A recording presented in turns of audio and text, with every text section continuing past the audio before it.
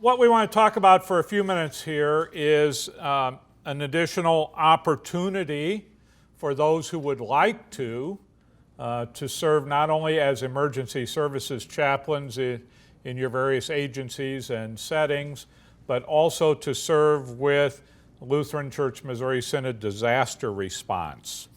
That's simply a new and additional resource of LCMS Disaster Response. You're probably somewhat familiar, maybe you're very familiar with LCMS Disaster Response. They use a congregation-based model. When there is a disaster, the national office reaches out to the local congregation and tries to provide support to that local congregation as it provides mercy ministry to the community and to its members. So really, there is no national LCMS disaster response. It's the local congregation that's doing it with the help and support. Well, if you take that a step farther, disaster response chaplains recognize that the congregation's ministry to those who are hurting, pastors and other church leaders are a vital part of that. You all know that if your police or firefighters are not healthy, mentally, emotionally, spiritually, however you want to define that, they're not going to do as an effective a job as they would otherwise. So the point of disaster response chaplains is to help church workers deal with the stresses that they're under, especially in times of disaster, and to keep them healthy physically and emotionally and spiritually so that they can continue to be of help to others. Let me give you an example. Pilger, Nebraska, last June, twin tornadoes. You all saw the pictures of twin tornadoes. What you might not have realized is that it virtually wiped out the entire town of Pilger, Nebraska, except for one little row of houses on one side of town and about 4 blocks over, one little row of houses on the other side of town. But right smack dab through the middle of the town, it wiped out everything. The last thing that it hit in Pilger, Nebraska was the Lutheran Church and the parsonage next door to it. What does the pastor do when he gets back? He was visiting his daughter in another community nearby. When he gets back into town, what does he do? He starts walking the streets to see how he can help people. What does his wife do? She stands in the middle of the rubble of what was their home and tries to see if there's anything that can be saved. This is the dilemma we face all the time as pastors.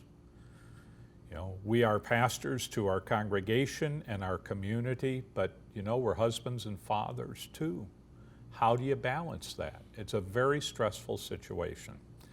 So, a chaplain comes not to minister primarily to the people in the community, but to the pastor and his family, so that they can deal with the stress that they're under and continue to serve. And disaster response chaplains can provide some guidance and resources to help people in that frontline ministry understand what's going on. If you have read any literature on disasters, you know that they go through phases. Just a simple example, shortly after the shock wears off, you get into the honeymoon phase. The honeymoon phase is when everybody in the world wants to help you and does help. Shortly after that comes the disillusionment phase, when you find out the insurance company is not going to pay for everything that you lost. And the people who came to help are gone, but your house is still just a foundation and things like that. if pastors and other church leaders understand those phases and know that they're coming, they can be better prepared to help the people of their congregation and community. So disaster response chaplains can help with that. They can also provide some respite for the pastor. The stress that we're under, many of you know, probably most of you have had some kind of critical incident stress management training. So you know that an offer to help with conversation and education helps people understand the effects of stress. It normalizes reactions that at the time they think are abnormal. And also chaplains can provide some respite for the pastor from his normal duties. That is optional, and it's if the pastor requests it. When I was in Pilger, I offered, and the pastor accepted my offer to lead the worship service that week and to preach. And he said to me as he reflected on that, "You bought me 7 or 8 hours this week that I desperately needed." And so some respite in that way. But disaster response chaplains are not going to provide therapy or mental health services. Maybe by their ministry they'll avoid the need for extended therapy or mental health services. So disaster response chaplain may provide these kinds of services. Spend time with the pastor, other church workers, their spouses, their families, listen, talk, deal with some of the stress reactions in terms of providing some healthy guidance in ways to cope. They may meet with members of the congregation or the community if the pastor thinks that would be beneficial. Again, the ministry is local. It's the pastor and his congregation that are doing the ministry. They may also provide the pastor and others with opportunities for confession and absolution, as well as word and sacrament ministry. The pastor in Pilger had high praise for his brothers in his circuit, because not only did they come and help in many other ways, but they came and shared with him and gave him opportunity for confession and absolution and to celebrate the Lord's Supper. And he found great strength in that. We know that. He found great strength in that. It may be the chaplain that provides that role in some situations also. And again, may provide some respite care, again, if the chaplain's willing and if the pastor requests or desires it.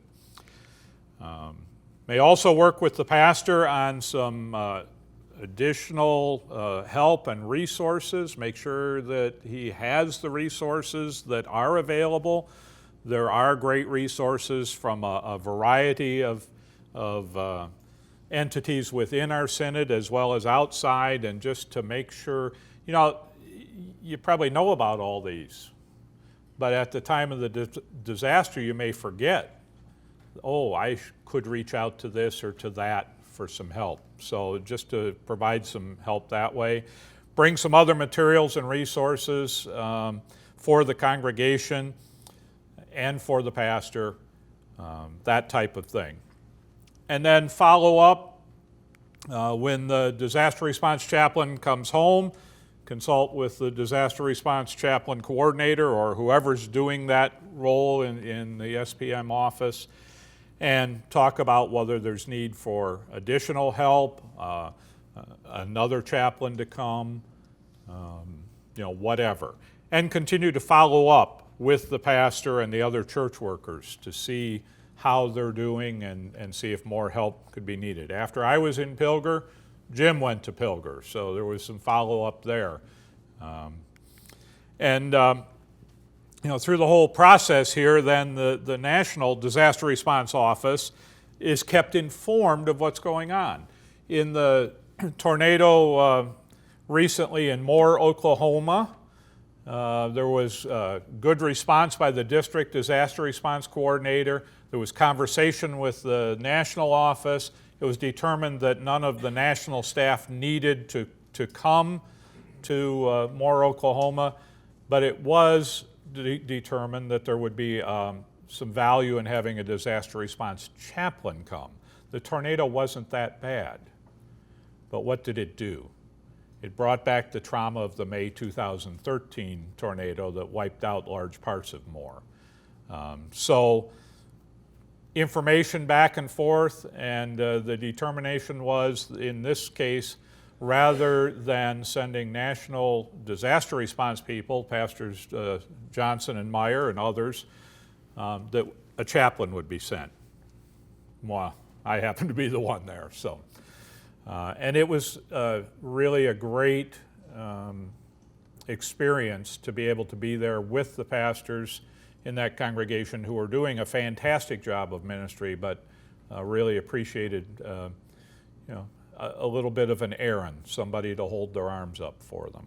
So, the method that we're suggesting using in deploying chaplains is that the chaplain coordinator will work closely with the National Disaster Response Director and Manager and determine the need and the timing. The contact will be through the Disaster Response Office. We realize that there may be situations where those people aren't immediately available because they're already deployed. In November 2013, when the tornadoes hit in Illinois, the one in southern Illinois, as disaster response coordinator, I went to that. And when I called St. Louis, I found out that the office was pretty much empty. Everybody was in the Philippines. And well, they should be. There was a tremendous need there. So we recognize there may be there should always be a backup way to activate the system. So district president or synodical president or a district disaster response coordinator could also activate the need for a chaplain. We're thinking, following kind of basic critical incident stress management protocol, usually this kind of deployment would be no sooner than 48 hours after the disaster. They've got a whole lot of other stuff to deal with in the first 48 hours or even longer than to have time to sit down with a chaplain and talk about stress reactions that they haven't figured out they're having yet. So it normally would be sometime after the initial deployment of resources from the LCMS Disaster Response staff. We recognize that chaplains and anyone in these kinds of situations need to be protected from being overly traumatized themselves, so the deployment would be for no more than 10 days, usually 3 to 5 days would be the deployment. And if additional services are needed, you send additional chaplains. A little more about the methodology. The expenses for travel will be reimbursed through the Synod's normal policies. The chaplain may receive an honorarium from the Synod's Disaster Response Office if they preach or lead public worship, but otherwise it's all volunteer, guys. So, who gets to do this? Well, first of all, a word about confidentiality. We tried to organize something similar to this after Katrina. Some of you were involved in that process, and we got hung up on the question of confidentiality. So we thought we better address that here. The work that disaster response chaplains do will follow the confidentiality guidelines of International Critical Incident Stress Foundation. They'll be under pastoral privilege and confidentiality accepted practices, and the chaplains will not be sent to determine fitness for duty. You guys recognize that as police and fire chaplains. We're not there to determine fitness of duty of pastors or other ministers. And the SPM Code of Ethics that John talked about earlier and that we've all looked at and are familiar with and have signed, probably all of us have signed it at some point, we'll follow that also. So what are the qualifications to be a disaster response chaplain? First of all, to be ecclesiastically endorsed as an emergency services chaplain, and to receive additional training, and it's something you gotta wanna do, this isn't for everybody. And then there is an approval process, and the approval process is pretty simple. If you've met all the requirements, you're approved. It's not a big secret or anything like that. So the minimum credentials are the endorsement, either as an emergency services chaplain or other specialized pastoral minister, because we recognize the value of that. You don't have to just be an emergency services chaplain to do this. We're asking that you receive the basic LERT training, Lutheran Early Response Training, usually about an 8-hour course offered throughout the districts at various times throughout the year. I just talked to my counterpart in Missouri, and they're going to offer it twice this summer. I've got 2 trainings planned for September in Southern Illinois, so just a matter, and the reason for that is just to understand the way our LCMS disaster response functions out in the field at a disaster. You don't have to take the chainsaw training, so you can if you want, but then you might be doing something else out there on that disaster scene. And the International Critical Illness and Stress Foundation, CISM group, which is already part of your requirement as an ESC, so that one's done already. And then the individual, and Richard had a great point. He talked to me earlier about this, and I got to scratch my head and go back and think about this a little bit. It's kind of difficult to get that individual training because it's not offered a lot of times in a lot of places around the country. And if you don't have a trainer, in your neighborhood, it may be it's even harder to get a trainer trained. Yeah. And if you don't have that in your neighborhood, it may be a challenge because there's, 4 to 6 regional conferences a year, and you could get it at one of those, but even those regional conferences might be a considerable time and expense to get to one of them. So I'm not saying this is going to change. I think the individual training is really important to what we're doing, but we're going to have to scratch our heads a little bit and see what we can do with that. Bill? Joel and Richard and Bill. Well, like in the grandparent process and in certifying processes for professional organizations, there's an equivalency that if you can prove you've received the equivalent education, is there an equivalent education to the individual crisis intervention training? Well, I think the training in pastoral counseling, a lot of the stuff we've been talking about today probably equips you pretty well for that. The methodology that ICISF uses would be taught in the group, and a lot of the individual course is stuff that, as I took the course, I said, oh yeah, I know that. I've been doing that for years as pastor. So we may need to look at that a little bit and see it. Southern Baptist Convention has a very much more extensive program than what you shared with me on emotional first aid. They offer that once a year in most communities at least. And it is, I wanted to take it this Saturday, but I wasn't able to. I had something came up and getting ready to come here. But that is a great program. In fact, one of my chaplains on my team actually is certified to teach that. So we're going to teach it anyway. Good. And that's good. 20 hours. Well, and I know Naomi Padgett with Southern Baptist is just a incredible expert in this area. So, we may have to talk a little more about how to do that. They have this stuff down pat in their training. Yep. So don't get hung up on that yet. I hear you. We're going to have to think about equivalencies for that. And then the NIMS training, National Incident Management System training, we'd like you to have all of those, the 100, 200, 700, 800, which the 100 and 700 are already required for ESC endorsement. So those two you'd already have done, but to flesh that out. And why is that? Because if you get on a disaster scene that is being managed by the federal government, you've got to fit into their protocols or you will be on a bus home real quickly.